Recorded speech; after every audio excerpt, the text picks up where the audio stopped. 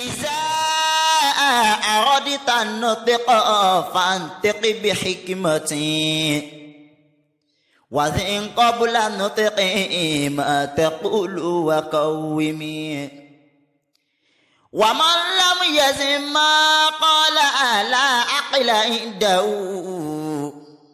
ونطق بوزن قلبنا المحكم وكم صامت يلقى المعامد دائما وكم ناطق يجني اسم تندم وكم ناطق يجني اسم تندم. Arówó Kọlà Túndé akéwì àdínì fún gbogbo ayé pátá. Àlè Àdàbí ti mú orin nínú orin. Ìjìnlẹ̀ ọ̀rọ̀ ń bẹ ní àgbára ìkẹ́, mo tún dé pẹ̀lú àṣàyàn ọ̀rọ̀.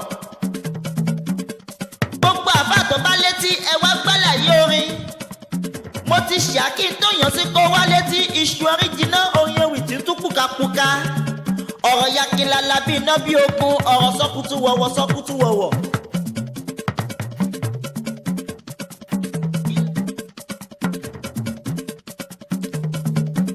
Kí ló dé o? Kí ni ẹ̀ṣà dàbí àgàn? Àní kí ni Àlájì àgbà ṣe fún yín gan? Wọ́n jẹ mufti tuntun, wọn ò jẹ mufti tuntun, ṣé òun ló fà tó máa sọ̀pọ̀ ọ̀rọ̀ sáwọn mufti tó ti lọ? Àṣàṣà pé wọ́n jẹ́ dàbíyà, ara tó ti ń ta yín tipẹ́tipẹ́ ni. Tó bá ṣe wípé ara yín ni wọ́n, lamentation yín ò ní pọ̀ tó báyìí. Ìlọrin pọ̀ ó kọjá kíkí, bẹ́ẹ̀nìkan ò kí ọ, ẹlòmíràn ó kí ọ. Mufti mẹ́ta tí wọ́n ti jẹ ṣáájú èyí, àwọn tó kájú ẹ̀ ni wọ́n fún. Ọ̀rọ̀ ń kọjá rẹ́kẹrẹ́kẹ́, ó kọjá àbídì fọ́ngbá sí. Àwọn mufti mẹ́tẹ̀ẹ̀ta tí wọ́n ti lọ, wọ́n ti wúwo tẹ́lẹ̀ kí wọ́n tó fún wọn joyè tó ká màmá.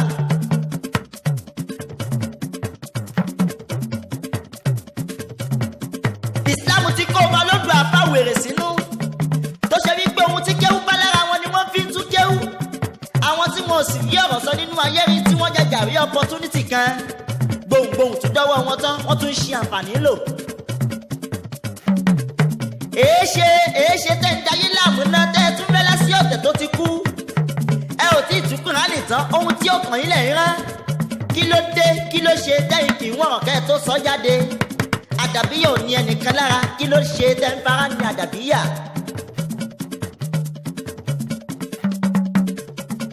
Bàbá wa Àlájì àgbà wọ́n ti ṣe mufti kí wọ́n tó fún wọn joyè. Wọ́n tún jẹ mufti tán, wọn ò sinmi fatuwa ní ṣíṣe. Ohun tí ọmọ kéwú bá lára wọn ni wọ́n ṣe ni bàbá wa pọ̀ kági fi jẹ mufti lẹ́yìn wọn.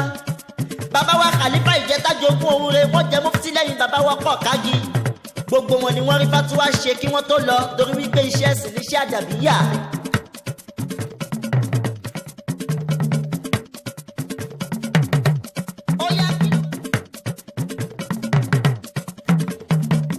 Óyá kí ló wá fa kọ̀kẹ́kọ̀kẹ́, kí ló wá fariwo?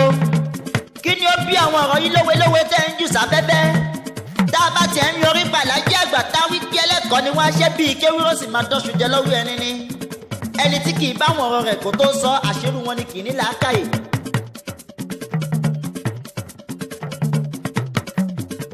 Àti ní ayọ́nisí mufti tuntun ẹ̀yin pàrùpàrù àbàbọ́ta ẹni wọ́n ṣẹ̀ṣẹ̀ yan mufti gidi ni. Tí ẹ bá tiẹ̀ wá ní ọ̀rẹ́ yìí tẹ́ fi yin mufti òní èéṣe tẹ́ ìgbẹ́nu dákẹ́kẹ́ ayé fọ̀rọ̀ dá wàhálà sílẹ̀ mọ́. Iṣẹ́ wo ni mufti tòní fẹ́ ṣe tí yóò bá Àlájì àgbà náà? Ọ̀yin ọ̀rọ̀ ti kú òní tèṣí ẹja kólà kúrò lẹ́kọ̀ọ́ ẹ̀kọ́ òkọlà.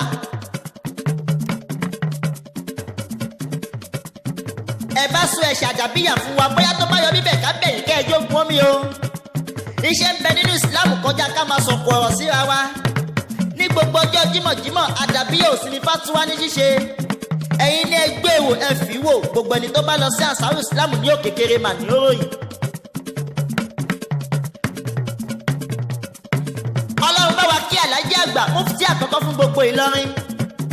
Ọlọ́run kí ọmọ kéwù wọn bàbá wa pọ̀ òkági. Ọlọ́run kí ọmọ wọn náà pọ̀ Khalifa Ìjẹta.